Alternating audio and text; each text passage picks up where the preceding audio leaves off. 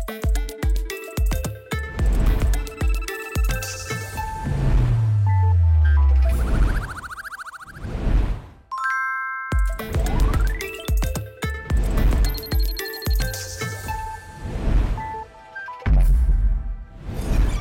ይስጥልን ወደ ዘመንና ቴክኖሎጂ ፕሮግራም ተመልካቾቻችን እየተዝናናችሁ ቁም ነገርን የምታገኙበት ዘመንና ቴክኖሎጂ ሳምንታዊ ፕሮግራም ተጀምሯል አብራችሁ ቆዩ ከቀናት በፊት የአርበኞች ቀን በተለያዩ ደማቅ ስነ ስርዓቶች መከበሩ የሁላችንም ትውስታ ነው እኛም በዛሬው የመጀመሪያ ዝግጅታችን አመታትን ወደ ኋላ መለስ ብለን በወቅቱ የነበረው የቴሌኮም አገልግሎት ለአርበኞች ትግል ምን አስተዋጽኦ እንደነበረውና ሀገራችን በዘርፉ ያደረገቻቸው ጉዞዎች ምን ይመስሉ እንደነበር ልናስቃኛችሁ ወደናል ወደ ዝግጅቱ እንለፍ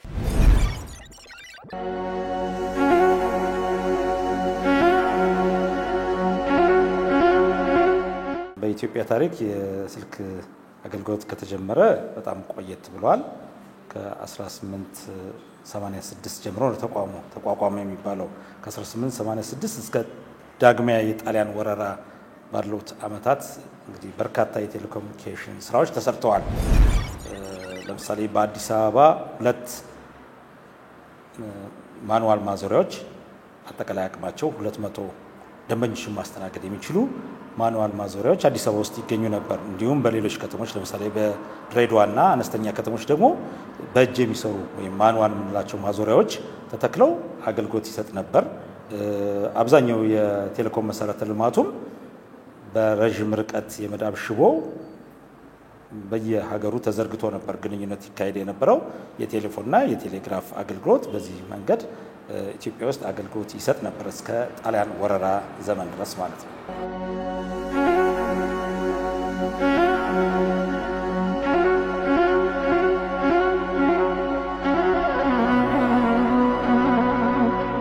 ፋሽ ጣሊያን ወረራ በፊት በነበሩት ጥቂት አመታት በቴሌኮም ዘርፉ ተሰራ የተባለው ትልቁ ስራ ኢትዮጵያ ለመጀመሪያ ጊዜ ከሬዲዮ መገናኛ አውታር ጋር የተዋወቀችበት ዘመን ነበር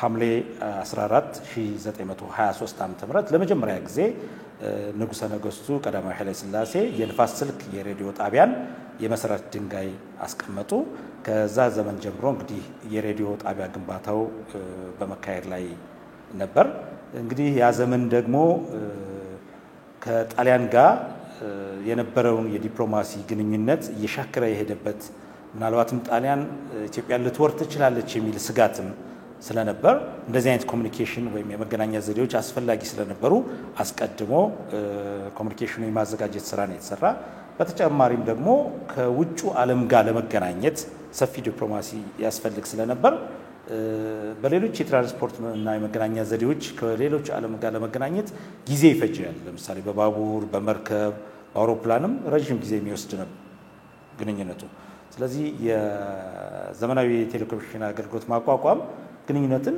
በጣም ያሳልጣልና እንግዲህ ለዘመናት ኢትዮጵያ የነበራት የመዳብ ሽቦ ግንኙነት ነው ያ የመዳብ ሽቦ ደግሞ ከጅቡቲ አልፎ የሚሻገር አይደለም ወይም ደግሞ ከኢትዮጵያ በአስመራ በኩል አድርጎ እስከ ምጽዋ የተዘረጋው ደግሞ ምጽዋ ላይም ይቆማል ማለት ነው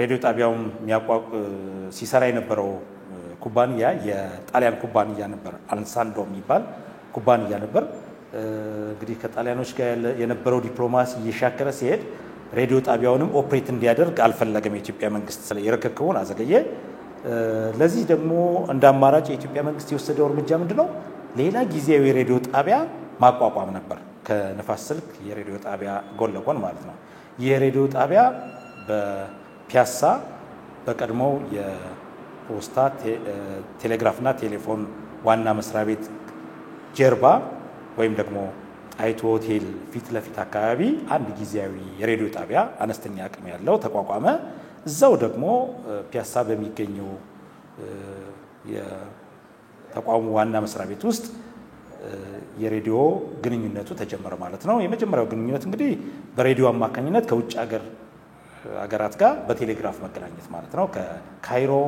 ከለንደን ከፈረንሳይ ከሌሎችም ከኤደን ጋር መጀመሪያ በቴሌግራፍ በሬዲዮ አማካኝነት ግንኙነት ተጀመረ። ስለዚህ የሬዲዮ መጀመር ለኢትዮጵያ ዲፕሎማሲ ለኢትዮጵያ የውጭ ግንኙነት በጣም ሚና ነበረው። ከዚህ ሬዲዮ ጣቢያ መቋቋም ቀጥሎ ደግሞ በሀገር ውስጥ ደግሞ ሌሎች የሬዲዮ ጣቢያዎችም እንግዲህ ንፋስ ስልኩ እየተሰራ ነው። ፒያሳ ላይ ጊዜያዊ ሬዲዮ ጣቢያ ተቋቋመ። ሌሎች ከተሞች ላይ ደግሞ ሬዲዮ ጣቢያ ያስፈልግ ስለነበር ሐረር ላይ አንድ ባለ 500 ዋት ሌላ የሬዲዮ ጣቢያ ተቋቋመ። እንደዚሁም ደብረ ማርቆስ ላይ ሌላ ተጨማሪ፣ በሌሎችም ቦታዎች ጎባ፣ ጎሬ አነስተኛ የሬዲዮ ጣቢያዎችንም በሀገር ውስጥ ደግሞ ማቋቋም ተፈለገ። ጦርነቱ በጣም እየተቃረበ ሲመጣ ደግሞ ኮሙኒኬሽን በጣም አስፈላጊ ስለነበር በተለይ ሬዲዮ፣ ተንቀሳቃሽ የሬዲዮ መገናኛ መሳሪያዎች በሌሎች አካባቢዎች በተለይ ደግሞ ጦርነቱ ሊካሄድባቸው ይችላል ተብሎ በተገመቱት በምስራቅ ግንባር ዛሬ ኢትዮጵያ ሶማሌ በምንለው አካባቢና በሰሜኑ ግንባር በትግራይ አካባቢ እንዲሁም በሌሎችም አካባቢዎች ተንቀሳቃሽ የሬዲዮ ጣቢያዎች በሰዎች እንዲሁም በበቅሎ በፈረስ እና በተሽከርካሪ እየተጫነ ከቦታ ቦታ የሚንቀሳቀሱ አነስተኛ የሚተከሉ ሳይሆን አነስተኛ ሬዲዮ ጣቢያዎች በዚህ መንገድ በሀገራችን የሬዲዮ አገልግሎት ተጀመረ ማለት ነው።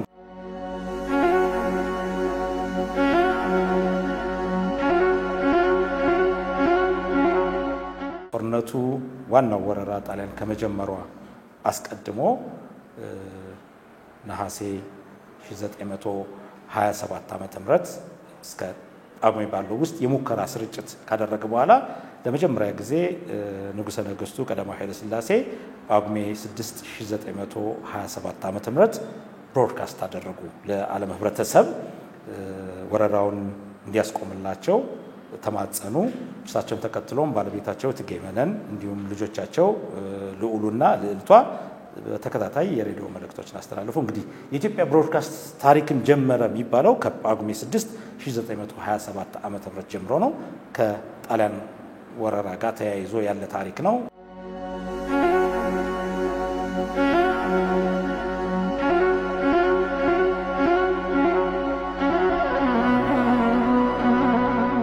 በጦርነቱ ውስጥ የነበረው የቴሌኮም መሰረተ ልማቶች ምን ይመስሉ እንደነበር የተለያየ የታሪክ ጸሐፊዎች በተለያየ አግባብ ጽፈውታል። በተቋማችን የኢትዮ ቴሌኮም ውስጥ ቀደም ሲል የነበሩ አንዳንድ ህትመቶች እንደሚገልጹልን ሰፊ ሚና ነበረው። እንግዲህ ጦርነት አንዱ ከሚፈልገው ሪሶርስ አንዱ የኮሙኒኬሽን ወይም የመገናኛ መሳሪያ ነው። እዚህ ላይ የምንረዳው አንድ ኮሙኒኬሽኑ ሰፊ ግልጋሎት ነበር ማለት ነው።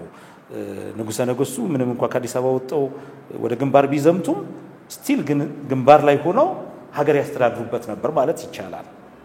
አንዱ ሚናው እንግዲህ የቴሌኮሙኒኬሽን ሚና ለእንደዚህ አይነት አገልግሎቶች ይውላል ማለት ነው። የሞርስ ኮድን በዘመኑ የነበረው የሞርስ ኮድ በተለምዶ ቴሌግራፍ አጫጭር መልእክቶች ነው የሚላኩ ይባላል። ግን ስቲል በሞርስ ኮድ እንኳን ሰፊ ዶክመንቶች እንደዚህ አይነት የሰላም ስምምነት የመሰሉ ዶክመንቶችን የጂኦግራፊ ኮኦርዲኔሽኖችን ሁሉ የሚገልጽ መረጃ በቴሌግራፍ ሁሉ በዛ ዘመን መለዋወጥ ይቻል ነበር የሚል ነገር ያሳያል።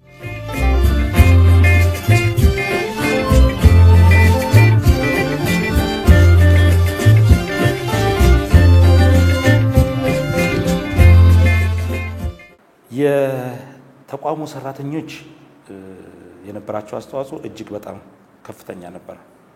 ዋናው በሙያቸው የሰጡት አገልግሎት ነው። በጣሊያን ወረራ ዘመን እንግዲህ የነበራቸው ዋናው ሚና የቴሌኮም አገልግሎቱ እንዳይቋረጥ ማድረግ ነው። ሁለተኛ ደግሞ በተሰማሩባቸው የጦር ግንባሮች አርበኞች በተሰማሩባቸው የጦር ግንባሮች የቴሌፎን ኦፕሬተር በተለይም የሬዲዮ ኦፕሬተር ሆነው ከወታደራዊ ክፍሉ ጋር ሲቪሎችም አብረው እንዲሰለጥኑ ተደርጓል። እንግዲህ በንፋስ ስልክ ሬዲዮ ጣቢያ 3 ዙር ስልጠናዎች ተካሂደዋል። የመጀመሪያዎቹ ሲቪል ኦፕሬተሮች ናቸው ለቴሌግራፍና ቴሌፎን አገልግሎት የሚሰጡ። ሶስተኛው ዙር ሰልጣኞች ደግሞ ሲቪሎችና ከጦር ሰራዊቱ የተውጣጡ እጩ መኮንኖች በጋራ ሆነው ነው ስልጠና ያካሄዱ። ከነዛ እጩ መኮንኖች መካከል ለምሳሌ ትልቅ ደረጃ ኋላ ላይ የደረሱ በጀነራል ማዕረግነት ከሚጠቀሱ ሰዎች መካከል በመከላከያ ውስጥ ስመጥር የነበሩት ጀነራል መርዕድ መንገሻ አንዱ ናቸው። ሌሎች ባላባቶችም እዛ ስልጠና ውስጥ የተካፈሉ ነበሩ። ጦርነቱ ያው በጣሊያን አሸናፊነት ነው የተጠናቀቀው። ጣሊያኖች አዲስ አበባን መጨረሻ ላይ ተቆጣጠሩ። የተለያየ ከተሞችንም እንደዚሁ ተቆጣጠሩ። አርበኞችም በዱር በጫካ ሆነው ከጣሊያኖች ጋር ፍልሚያ ነው ያደረጉታል። ታሪኩ የሚገልጸው የሚያስረዳው ይሄ ነው። እንግዲህ ይሄ የጦርነት ታሪክ እንደመሆኑ መጠን ጦርነት ደግሞ የሚያስከትለው አንዱ ችግር ምንድነው? ጥፋትን ነው። ስለዚህ ያስከተለው የጣሊያን ወረራ ምንድነው? በቴሌኮም መሰረተ ልማት ላይ ከፍተኛ ውድመት ነው ያደረሰው። አንደኛ በየሀገሩ ተዘርግቶ የነበረው የረጅም ርቀት የመዳብ ሽቦ በጣሊያኖችም ሆነ በአርበኞች ተበጣጥሷል። ጣሊያኖች ሲያሸንፉ አርበኞች ደግሞ እንዳይጠቀሙበትም በማድረግ ጣሊያን ደግሞ አስቀድሞ ሆን ብሎም በመውደም ኢትዮጵያ እንዳትጠቀምበት በማድረግ ከወደሙት ውስጥ አንዱ እሱ ነው። ሁለተኛው እና ቁልፉ የወደመው ለምሳሌ ጣሊያን አዲስ አበባን ከመቆጣጠሩ በፊት አስቀድሞ የንፋስ ስልክ ሬዲዮ ጣቢያን አስቀድሞ በአውሮፕላን ድብደባ ፈጽሞበታል። ሁለተኛው እሱ ነው። ሶስተኛው ደግሞ አዲስ አበባ ውስጥ በተፈጠረ ግርግር ገና ጣሊያኖች እየገቡ ባሉበት ሰዓት ላይ ከፍተኛ ግርግር እና ሁከት ተፈጥሮ ነበርና በዚህ መካከል መሀል አዲስ አበባ አራዳ ፒያሳ ምንለው አካባቢ ከፍተኛ ውድመት ዘረፋና ቃጠሎ ተፈጽሟል። ከነዚህ ውስጥ ከወደሙት ንብረቶች መካከል አንዱና ዋናው የቀድሞው የፖስታ ቴሌግራፍና ቴሌፎን ዋና መስሪያ ቤት ህንጻ ነው። ያ ታሪካዊ ህንጻ እንግዲህ በውስጡ ሀገሪቱ ከውጭ ሀገርና ከሀገር ውስጥ የምትገናኝበት ቁልፍ የመገናኛ አውታር የነበረበት በቴሌኮም ታሪክም የመጀመሪያው የቢዝነስ ሴንተር ተብሎ ይጠቀስ የነበረ ህንጻ ነው። ታሪካዊ ህንጻ ነው። እንግዲህ ጦርነቱ ካወደመው የመሰረተ ልማት አኳያ ከጦርነቱ በፊት 170 ያህል የሀገራችን ከተሞችና የገጠር አካባቢዎች የቴሌፎንና ቴሌግራፍ አገልግሎት ተጠቃሚ ነበሩ። ልክ ከጣሊያን ወረራ በኋላ ግን የተረፉት ወይም ጣሊያን ተሸንፎ እንደገና ከሀገር ሲወጣ ግን የተረፉት 96 ጣቢያዎች ናቸው። ይሄ ማለት ምን ማለት ነው? በመሃል ጣሊያን ደግሞ ለራሱ አገልግሎት ሲል የዘረጋቸው የቴሌኮም አገልግሎቶችም ነበሩ። እነሱም ጨምረው አብረው ወድመው ከ170 ወደ 96 ነው ከተሞች ብቻ አገልግሎት መስጠት የተቻለው ከነጻነት በኋላ ማለት ነው። ስለዚህ ጦርነቱ እጅግ በጣም አውዳሚ ነበር።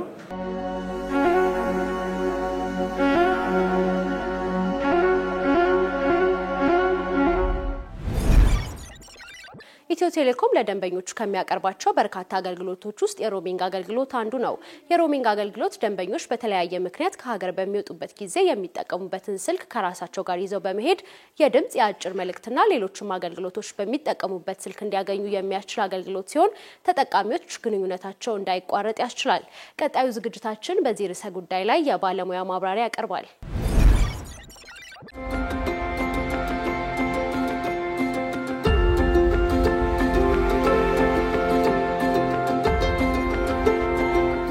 ሮሚንግ ማለት የቴሌኮም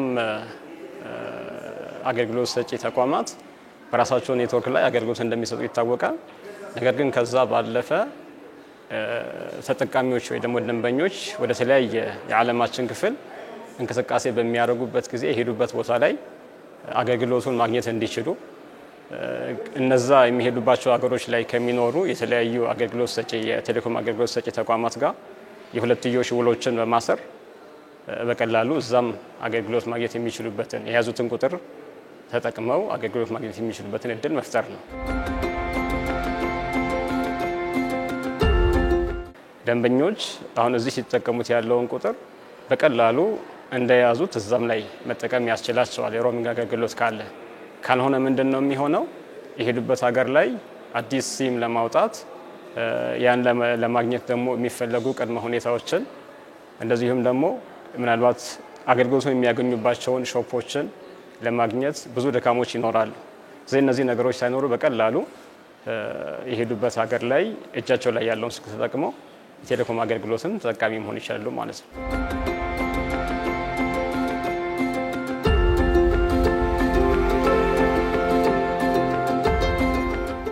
ደንበኞች ይህን አገልግሎት ያው ሲጠቀሙ በዋነኝነት የመጀመሪያው ሌላ ሲም ፍለጋ ሳይኬድ እጃቸው ላይ ያለውን ሲም መጠቀም መቻል ነው። እዛ ላይ ግን ሁለት ነገሮችን በመሰረታዊነት ማየት እንችላለን።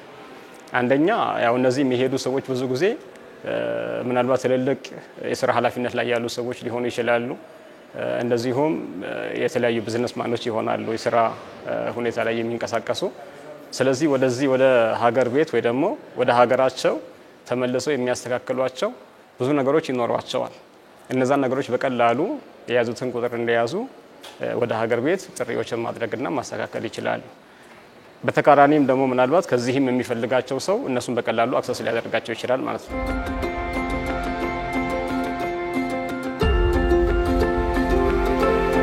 ሮሚንግ አገልግሎት ከራስ ኔትወርክ ወጣ ተብሎ የሌላ ኔትወርክ ከመጠቀም ጋር የተያያዘ ነው ካለን የሐጅም ስነ ስርዓት እንደምናውቀው ሙስሊም ምእመናን የሞባይል ተንቀሳቃሽ ስልክ ተጠቃሚ የሆኑ ከሀገራችን ምናልባት በርካታ ቁጥር ያላቸው በየአመቱ ይሄዳሉ ወደ ሳዑዲ። ስለዚህ ወደ ሳውዲ አረቢያ ሲሄዱ እዛ ሀገር ላይ ያለ ኔትወርክ ላይ በቀላሉ እዚህ ይዘውት የሄዱትን ስልክ ተጠቅመው ጥሪዎችን ማድረግ እንዲችሉ ስለሚያስችላቸው ያው እነዚህም ምናልባት ብዛት ያላቸውን ደንበኞቻችንን በቀላሉ ፍላጎታቸው ለማሟላት ሲባል የተዘጋጀ ፓኬጅ ነው ማለት ነው። ሁጃጆች ጋር የተለየ አገልግሎት ከይሄን ሮሚንግ ፓኬጅን ከመጠቀም ጋር የሚኖረው ምንድነው? ያው የሐጅ ስነ ስርዓት እንደምናውቀው ከዓለም የተለያየ ክፍል ነው ወደዛ ቦታ ላይ ህዝብ የሚተመው በጣም በርካታ የሆነ ሰው የሚሰበሰበው በብዙ ሚሊዮኖች ማለት ነው። ስለዚህ ያ የተሰበሰበ ህዝብ መሃል ብዙ ጊዜ ምን ይኖራል? መጠፋፋቶች ይኖራሉ። መጠፋፋት ምናልባት ለመገናኘትም አስቸጋሪ የሚኖርባቸው ሂደቶች ይኖራሉ። ነገር ግን እነዚህ ሁጃጆች በቀላሉ ምናልባት እጃቸው ላይ ያለውን ስልክ ተጠቅመው መደዋወል ከቻሉ በቀላሉ ኮሙኒኬት መደራረግና ይሄ መጠፋፋት የሚለውንም ነገር ጭምር ማስቀረት እንችላለን። አገልግሎቱ የቀረበውም ከእስልምና ጉዳዮች ጠቅላይ ምክር ቤት ጋር በትብብር ስለሆነ ዋናውን ፓኬጅ ዋናው ያልነው ፓኬጅ ምንድነው? አንደኛ ያለፈውን አመት ልምድ ወስደን ከግምት ወስደን፣ ሁለተኛ ደግሞ አብዛኛው ምናልባት ለሐጅም የሚሄዱት በእድሜ ከፍ ያሉ መሆናቸውን ታሳቢ ባደረገ መልኩ ዋናው ፓኬጅ ተደርጎ የተዘጋጀው የድምጽ አገልግሎት ነው።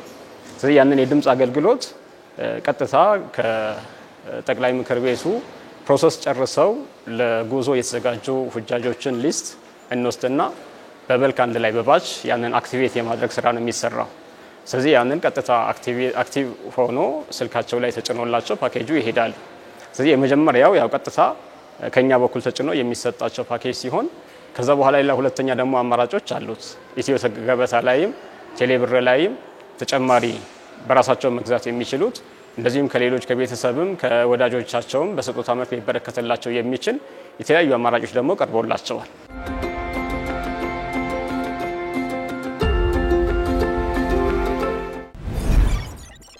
ሰላም እንዴት ናችሁ? ዮሐንስ ግርማ እባላለሁ። ዛሬ በዘመንና በቴክኖሎጂ ፕሮግራም ላይ ቴክኖሎጂን ነክ በስልካችን ሆነ በኮምፒውተራችን በተለያየ መልክ እነዚህ ህይወታችንን የሚያቀሉ ዘዴዎች መፍትሄዎች ይዤላችሁ መጥቻለሁ። አብራችን ቆዩ። ይህንን ፊቸር እኔም ራሴ ያገኘሁት እስካሁን ድረስ አለማወቄ ቆጭቶኝ ነበር። ሁላችንም በተለያየ ጊዜ ፎቶ በስልካችን አንስተን ከፎቶ የሰው ስልክ ቁጥር ሊሆን ይችላል፣ አካውንት ቁጥር፣ ያንን ቁጥር እያየን እየሸመደደን ነበር ምንጽፈው። ስልካችሁ ሌተስት ሶፍትዌር ቨርዥን ውስጥ እስከሆነ ድረስ ጋለሪ ውስጥ እንደገባችሁ እነዚህን አካውንቶች ወይም ስልክ ቁጥሮች ስታገኙ ዙሚን አድርጋችሁ ያ ቁጥር ላይ ፕሬስ እና ሆልድ ስታደርጉት ስልካችሁ ያ ቁጥር እንደሆነ ስለሚያውቅ ያንን ሃይላይት አድርጎ ኮፒ ማድረግ ትችላላችሁ። ይህንን መፍትሄ ካወቀን በኋላ አካውንት ቶሎ ትራንስፈር ለማድረግ ወይም የሰውን ቁጥር ከአንድ ፎቶ ኮፒ ለማድረግ ወይም ኤኒ ጽሁፍ ሆነ ወይም ቁጥር ስልካችሁ ያንን ቁጥር ወይም ጽሁፍ እንደሆነ ስለሚያውቅ ኤክስትራክት ማድረግ ይችላል። የተወደዳችሁ ተመልካቾቻችን ለዛሬ ይዘንላችሁ የቀረብነው የዘመንና ቴክኖሎጂ ሳምንታዊ ፕሮግራማችን ይህን ይመስል ነበር። ሳምንት በተመሳሳይ ሰዓት አዳዲስ ርዕሰ ጉዳዮችን ይዘን እንጠብቃችኋለን። መልካም ሳምንት።